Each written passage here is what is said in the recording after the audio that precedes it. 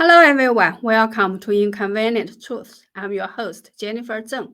As we mentioned before, in an effort to conceal the number of deaths due to the pandemic, the Chinese Communist Party, the CCP, has not yet released the cremation data for both the first quarter of this year and the fourth quarter of last year, which should have been made public by now. However, the Zhejiang Provincial Civil Affairs Department recently disclosed the cremation data for the first quarter of Zhejiang province, revealing a staggering increase of over 72% compared to last year. Soon after this alarming figure was taken down. Nonetheless, this information allows us to speculate on the overall death toll in China. Today, let's delve into this matter. On July 13th, the Zhejiang Provincial Civil Affairs Department released the statistics for the first quarter of 2023, revealing that there were 171,000 cremated remains, compared to the same period last year with 99,000 cremations. It has increased by over 72%. If we make a chart of the cremation numbers for the first quarters from 2021 to 2023, it would look like this. Last year's increase was 6.45% compared to the year before, but this year's increase was a whopping 72.73% from the previous year. However, the Zhejiang Provincial Civil Affairs Department quickly removed this figure.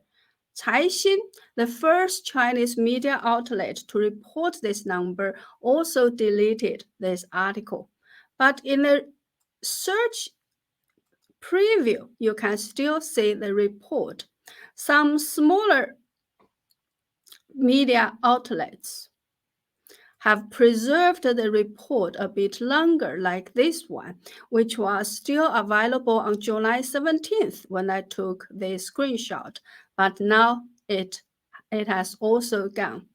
As we know, the CCP lifted its strict zero-COVID policy in early December last year, and the death toll immediately started to soar.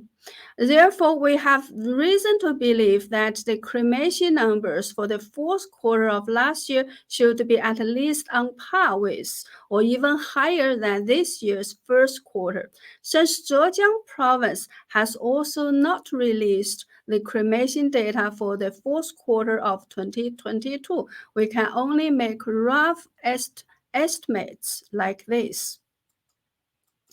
If we assume that the excess number of cremations in the first quarter of this year compared to the same period last year represents the death toll from the pandemic, and considering Zhejiang province population accounts for 4.658% of China's total population, the total number of COVID deaths in China would be 3.09 million.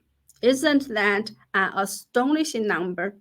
However, the officially reported death toll from COVID infections from December 7th, 2022 to January 8th, 2023 is less than 40, only less than 40 deaths.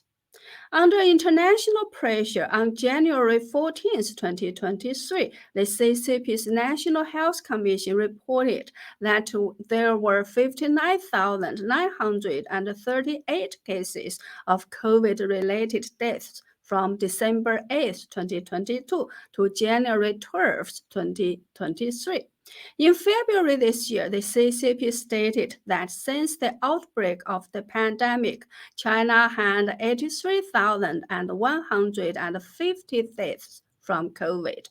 Afterwards, the CCP started to release the death toll weekly or monthly, and the latest cumulative COVID death toll is around 83,700. It is worth noting that Zhejiang is one of China's wealthiest provinces, with much better health conditions and a higher vaccination rate among the elderly than the national average. Therefore, using Zhejiang's cremation data to estimate the national figures might still be very conservative. So, how many people actually died in China during the pandemic? Although the staggering 72% increase in cremation data in Zhejiang province raises doubts about the CCP's official figures once again. To know the truth, we may have to wait until the fall of the CCP. Well, that's all for today. Thank you so much for watching. Please double check if you are still subscribed to my channel, as YouTube keeps taking off my subscribers. And if you like my content, please spread my channel and videos, or go to my website at jenniferzengblog.com, jenniferzengblog.com. Sign up for a membership or make a donation to support my effort. Thank you. See you next time.